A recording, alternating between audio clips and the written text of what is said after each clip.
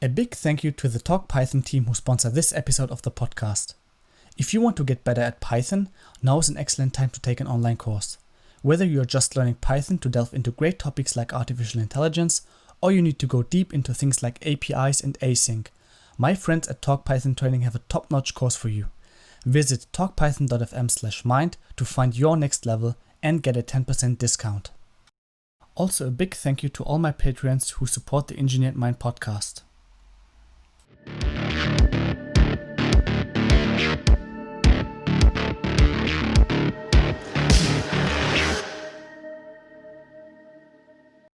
Hi and welcome to the Engineered Mind podcast, a podcast about engineering, artificial intelligence, neuroscience and other interesting topics of life to educate, inspire and engineer people's minds all around the world.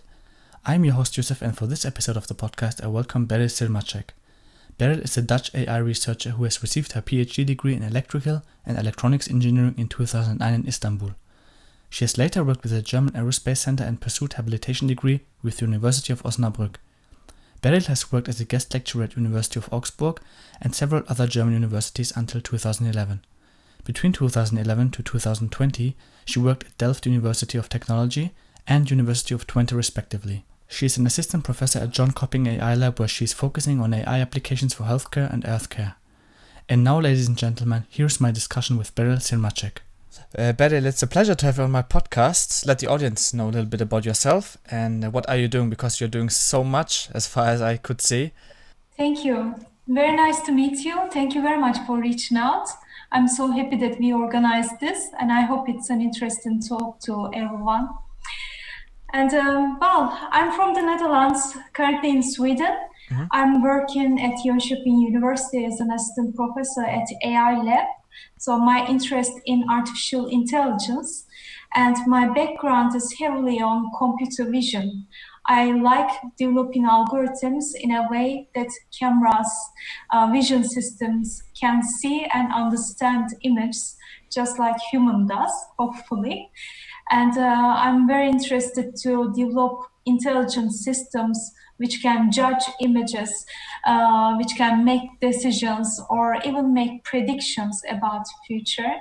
Mm-hmm. And my main passion in my life is to put this knowledge to two areas. One is medical, to help humanity with health crisis, hopefully, and to do predictions or early notification of some disease, if possible, using AI for that.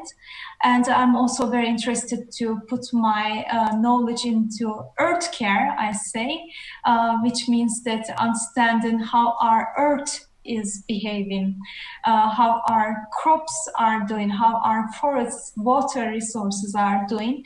I think these are all combined. I mean, our personal health, bodily health, I don't find it separate than health of the planet.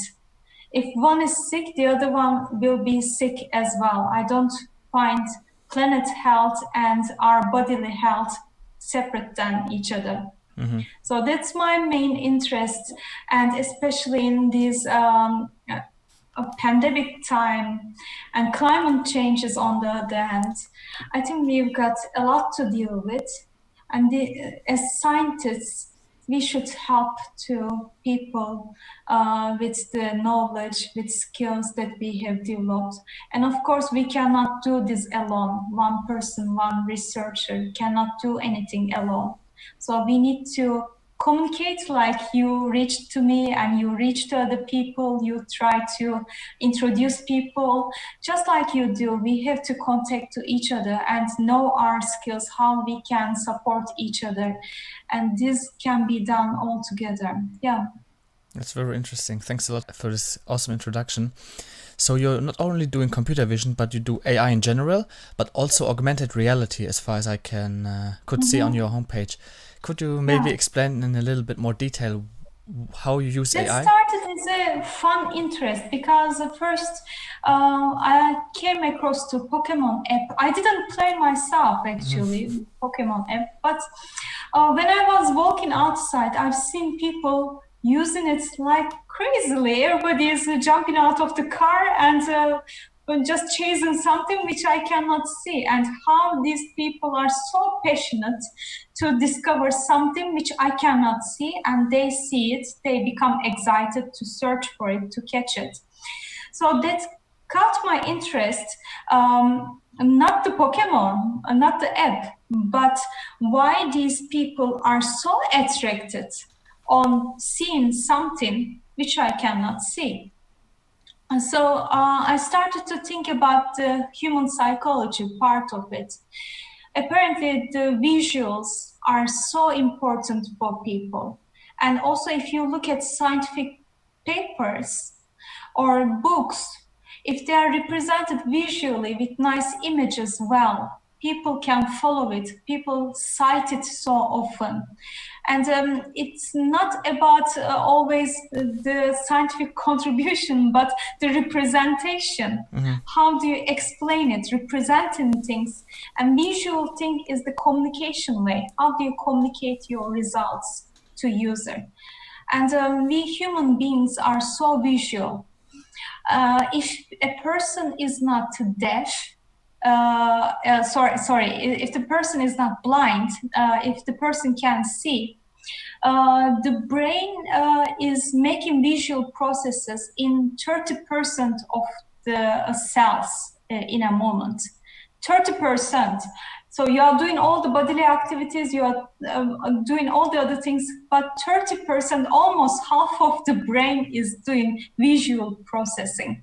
Mm-hmm. So this is also explaining for intelligent system like human or any intelligent system that we want to develop, how important it is to represent things visually and communicate visually.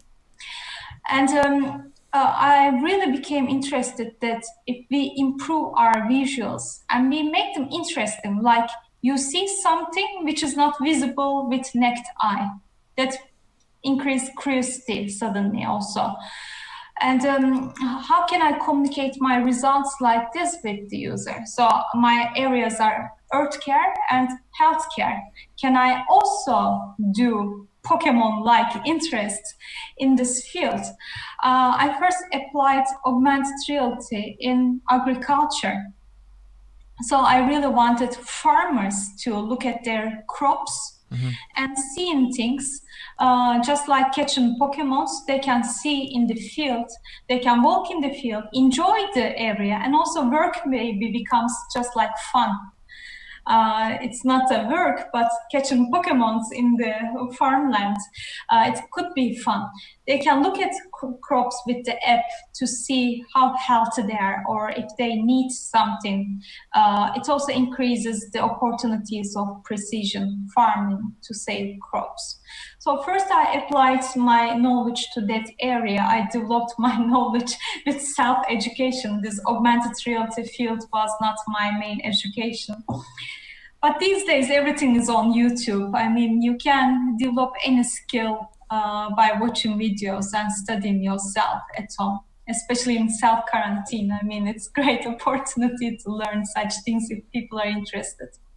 Yeah, later I also applied my augmented reality interest into medical area because I thought if doctors can see things which they cannot see with naked eye, maybe they can do decisions faster, or it can also provide opportunities for robotic applications in medical area for biopsy. If we project on human body what we cannot see, but for instance, the blood vessel system or the skeleton, or if there are tumors in the body, where those tumors are, if we can project things on body, then the doctor can judge, operate, or a robotic system can make a biopsy or any other operation more consciously if things are visible. Mm-hmm. So that was a really interesting field for me to develop more augmented reality knowledge for myself. That's interesting. I just wanted, for the visual learners who watch the video, so if I have a pen here, for instance, and I hold it into the camera, so we know if I hold the pen like this, right, it's it's a pen. It's a blue pen. If I turn it like this, it's still a pen for us, right? For us humans, because our brain understands it. But for computer vision system, it's completely something different because the numbers change. Exactly. How can an expert tackle this problem? And what are the research development subjects going to understand this a bit better? So nice question. That's a lot of discussion. What you say, the robustness of the system to representation, it's a big problem in deep learning area. And if you, for instance, in deep learning area, things are highly dependent on the training set. If you generated a training set where all images of pen are vertical and it sees a pen which is horizontal or slightly shifted, it will not recognize it probably. It learns what it sees. So this is the weakness of deep learning systems. They cannot generalize so well. They cannot know how to generalize. And that's also why I'm still insistent to stick on old algorithms that we used in computer vision in the past, when there were no deep learning AI passion systems developed. It was more possible to make robust algorithms with making feature engineering step by step. First, I used to think how I recognize a pen. So I'm thinking how my brain is recognizing a pen. There are vertical features, there's blue color indication, and I list all these features. Then I write down algorithms which can do this feature extraction. Then it checks if the combination of all these extracted features are still making a pen representation altogether. And if this is written by computer vision system with local features, we say with feature engineering, this could be more robust to such representation changes. But then the problem comes if you show another type of pen, it will not extract the same features and it will not recognize it anymore. And deep learning system can offer solution there because you can show so many examples to teach a huge library. So they've got trade-offs, the old approach and the new approach. Which one is good? None, but they are good together. I believe the hybrid combination of these two fields will help us make more intelligent systems. And in the same time, I'm also thinking when we are trying to model an AI system, we are always looking at how we can make a system which thinks like human brain. We always think that when we look at a human, the intelligent part is the brain. And if I model brain, then I will have AI. But I don't believe so, because as human, we've got intelligence in our all cells, not only in the brain. Brain is only one organ. I think we have to also understand the intelligence of human ourselves more to try to make such AGI, more robust AI systems. Yeah, interesting point. Also, before we jump to explainability, because that's also part of computer vision, you also mentioned hybrid. Hybrid is a good point, because if you think about radiologists, for instance, and they use AI, or AI is used, basically, artificial intelligence systems are used to detect, for instance, diseases in an X-ray picture. They are as good as the doctor or even better. How do you see the future? Will these people still have, so to speak, a job, if we can say it like that? Or do you think that humans plus artificial intelligence, like Garry Kasparov said it, the chess master, that humans plus artificial intelligence is like unbeatable? Or do you think that artificial intelligence, when it comes to AGI or the singularity maybe in the future, that humans are lost? No, humans will not lose jobs, but their job definitions will change. So it doesn't mean that we develop very intelligent systems and all humans are out of job. That will not be the case, but their job definitions will change and they will like it more, I'm sure. Because if you go to hospital, for instance, a doctor or a technician is whole day labeling some tumors. So the tumor can be, location can be used in targeting it in the radiotherapy, for instance. And they need to label tumor all day by hand, manually. This is quite tiresome job. And assume that you've got paint-like program and all day, like 8 or 10 hours a day, your only task you do is to label the boundary. And you cannot imagine at some point, maybe after 6 hours, people become tired. Human brain becomes tired and they start labeling things like 3 years old wouldn't label like this. I'm not saying this to blame those people, but even if anybody, if you put me to do the same task, 6 hours later, I will not be able to do the same task with the same precision. But we can rely on the system. The precision will not change after hours. You can run 60 hours AI and the precision will not change. And when the AI is doing this stuff, what can doctors do? Doctors can engage with patients. Doctors can search for new diseases. Doctors can search for what is upcoming. If there's a second wave of corona is coming, if there's a new disease is increasing, if doctors are occupied with a paint program all day, they cannot do literature search, they cannot contact to their colleagues. For instance, search what other colleagues in this field are doing in other countries. Maybe they developed a new technology. How can I bring it to my patients, to my country? So such things should be done with human brain, human intelligence, and human effort. The creativity part. We need the creativity part and emotional intelligence part to communicate with patients from humans. This cannot be done by robots.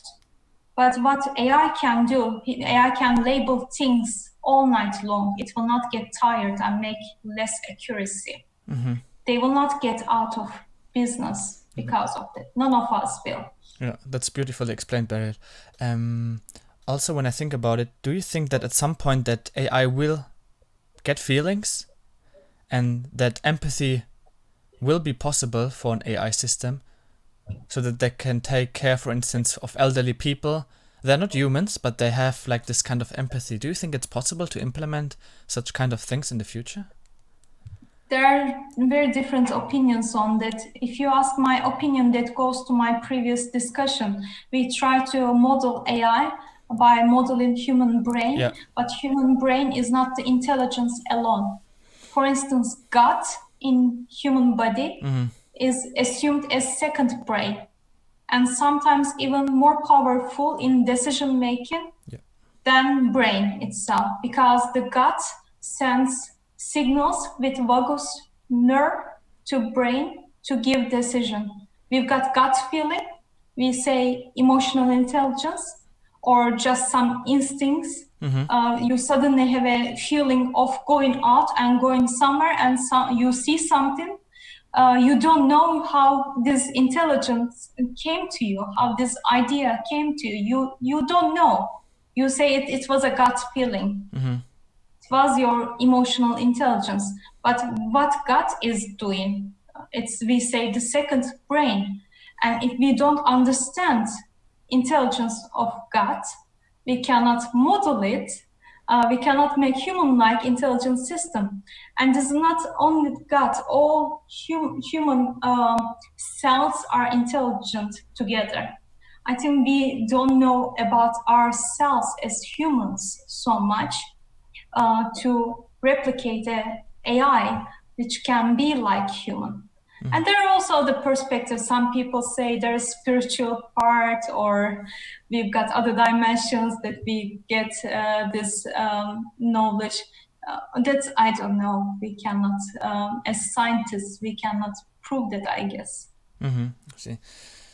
Coming to the part of explainability, like if you have a feeling, you can sometimes explain it, but when you have a computer vision system, for instance, and you have this, there's a famous paper, I'm sure you know it, where they took pictures from wolves and dogs and they tried to find a difference. However, they found out that the snow in the background of the wolves caused the system to identify the wolves as wolves and not the wolf itself. So how important is explainability, and where do you see explainability is going in the future?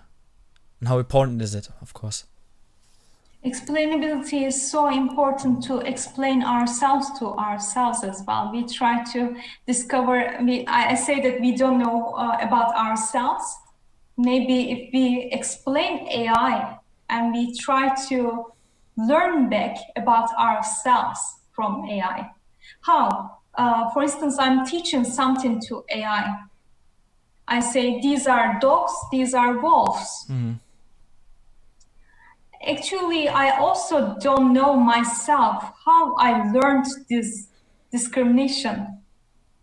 How can I just have a one-shot look and say, this is a dog and this is a wolf? What features my brain is looking at and making this judgment? I cannot explain that. But if I mathematically explain that in AI system, then I can learn how I was doing myself this decision. And then this is very important in medical area. If I do the same, if doctors, experts are teaching to an AI, these are cancer cells which are dangerous, these are cancer cells which are not dangerous type. And teaching these two different cancer types, dangerous and not dangerous, to AI. That explainability explains it maybe to new students in the field.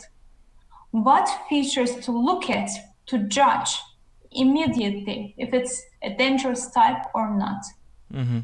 Because a human cannot explain. At some point, doctor says, I've seen so many examples, therefore I develop intuition. So I can just have one look and I can say if it's dangerous or not. And he cannot explain how he's making this decision. But if AI can be explained, it can maybe explain to new doctor students better what to look at, what features to look at to make the decision. Yeah, so for the audience listening, so the main goal is basically to go from a black box model more to a white box model. How do you see that the trade-off between, there's this trade-off always between complexity and accuracy, of course, or explainability component. How do you see that? Because if a system is complex, it's quite hard to get an accurate result in terms of explainability. Can you maybe explain what methods there are out there to make this a bit... Yeah, extremely good question. That's really a trade-off. If you make some complex systems, maybe it's classifying, making decision quite accurately, but the explaining how this decision is made is quite challenging. That it really depends on the field. So if the field is needing more accurate results and doesn't care how the decision is made, then we should go for the complex system. But if the field is looking for results which could be explained, maybe for finances prediction, people want to know explanation how these predictions in finances are done. So they don't want to be so accurate, but they need explanation about the results. So they can decide depending on the field. But in medical area, maybe sometimes they want extremely accurate results. And it's okay if it cannot be explained very well, but the results accuracy is so important for finding the right treatment for the patients. So they can choose the trade-off by looking at the field, the emergency. Is it emergency is the accuracy, or the emergency is the explainability part? But when I think back to the computer vision systems you're working on, what interests me when you follow Tesla, of course, there are these kind of attacks, these generative adversarial attacks, where you can basically just put a sticker on a stop sign, and that's what we basically discussed a few moments ago, and it will not detect the stop sign anymore. What do you think as a computer vision expert about these kind of things? How can we tackle this better? Yeah, and that's a very good question. There was a story about a car speeded up so fast in the road, which was 30 kilometers per hour, like something, but there was a sticker on the sign. Yeah, That's a exactly. real story, and it's recognized as like 80 kilometers per hour, like something that could end up with an accident in a residential area if there are children playing around, for instance. It's quite dangerous situation. And if AI is doing the judgment, it's quite vulnerable to sticker-like adversarial attacks indeed. But old methods, computer methods, are quite robust to such attacks because you engineer what to look at by manually. You explain what local features to look at. You explain to system how numbers should look like, what kind of features to look at. And it will be looking at the spatial relationship between those local features, and you tailor those features. You never tailor a feature which looks like a banana on a sticker. You tailor the features which represent the appearance of pixels on a speed number. That's why I believe that we shouldn't ignore the old computer vision algorithms to go to AI. We should combine and choose hybrid approach to deal with such adversarial attacks, or it could be also just accidentally something, a rubbish came in front of the label. Yeah, it's quite interesting actually. So if someone hacks these kind of neural networks, they have to be quite smart actually to reverse engineer them. It's a bit tricky, but it's possible, as we have seen with the car. So obviously you're an expert, as I mentioned several times. How did you get started? If someone is listening now and they are inspired by your path and what you're doing of earthcare and healthcare, what would you recommend for them if they want to go the same path? What are the challenges you have faced? And if you look back, what tips would you give yourself as well to get started in AI and CV? Oh, that's a very good question. And first of all, it's very important to learn one or two programming languages. It would be nice to have two. Very nice. So you have to be able to make a quick draft of what you're thinking as a code and quickly test things. It's very important that you don't have so many challenges to test an idea. You should test very simply, very quickly. So one or two programming languages is very good. And if one of those programming languages that you become advanced should also enable you to develop product like production. So if the programming languages that you use are not enabling you to make a web app or any final product, it's also not very easy to share your results with other people to submit their own images and get results. It's of course very important to always look at the state of the art, read a lot. And still today I'm a student every day looking at the state of the art, what other people are doing. And sometimes I still find it painful because I cannot do all the ideas myself. I've got only 24 hours in a day. And I see that, I thought about that before, but other people are already doing a lot and published a lot of things in this field. Sometimes it's painful to read the literature, but we should somehow get rid of this ego stuff and think that if that person is publishing it, it's also very nice because it's contributing to all of us together. So selflessly, we should think of what's being developed and learn from it, be open to learn as much as we can.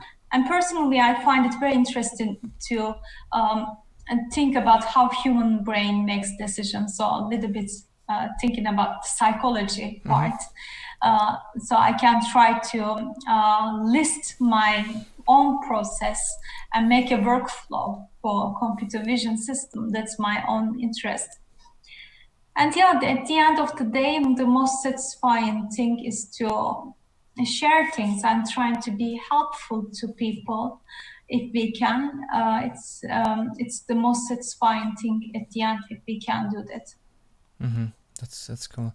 Also, if anybody listening now, and I will put the link down in the description for your website, Beril is also sending out newsletters from time to time, which are quite interesting, for free stuff and courses and videos, which is quite cool. I really like that.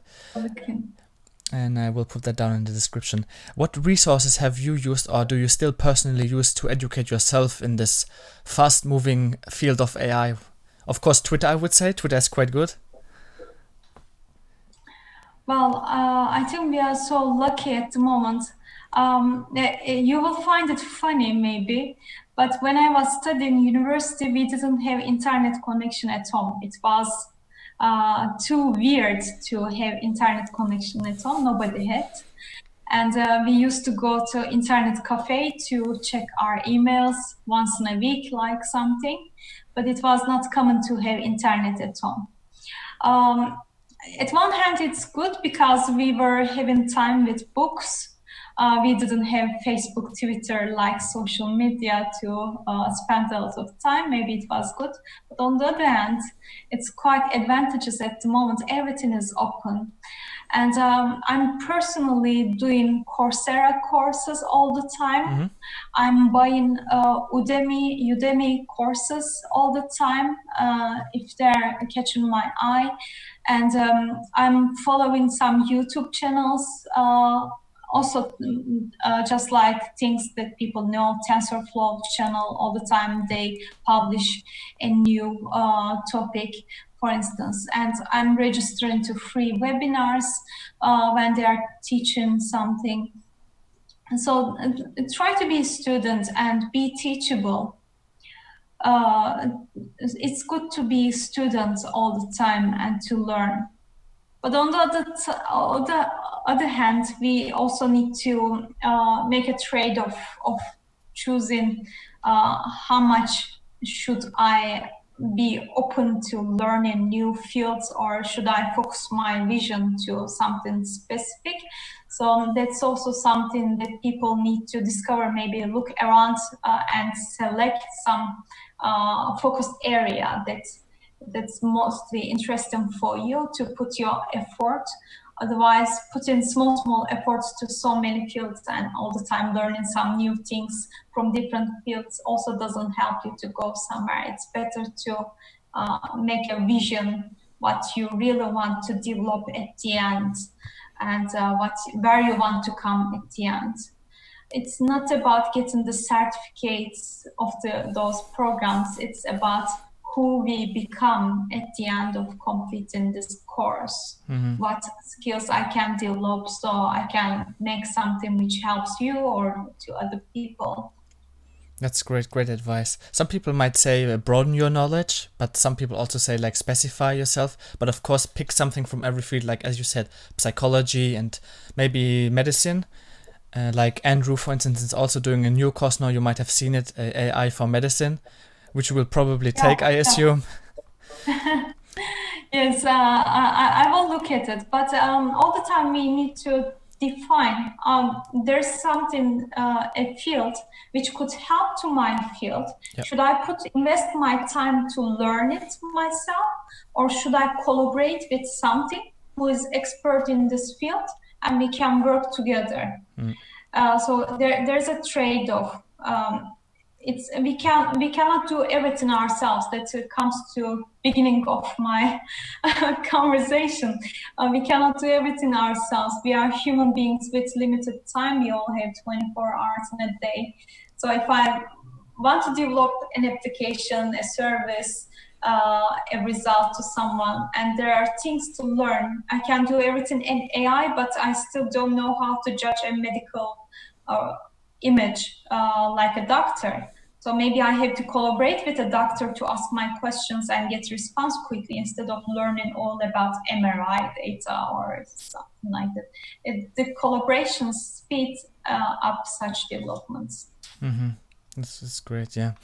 So as I mentioned, I will put every link to Beril's homepage, and make sure to subscribe to her newsletter. It's really interesting what she's giving us as in form of information in the newsletter. And where can people find you apart from Twitter or LinkedIn maybe? I think Twitter is the best place. I'm quite frequently looking at Twitter. It's the best place to check. Of course, I'm on LinkedIn as well. But yeah, Twitter, I think the most active area that I'm checking frequently. Okay, that's good. I will put the link to your Twitter account as well in the description. Thank you. So thank you so much, Beril, for your time. It was a pleasure hearing from a CV Very expert. Nice to talk to you. Thank you. And I'm looking forward. Questions. Yeah, thank you. I'm looking forward to a second part, hopefully in the future, and you're always welcome to participate in the podcast again. That would be amazing. Thank you so much. Thank you. Have a good day, and talk to you again. You too, Beril. Bye. Bye-bye.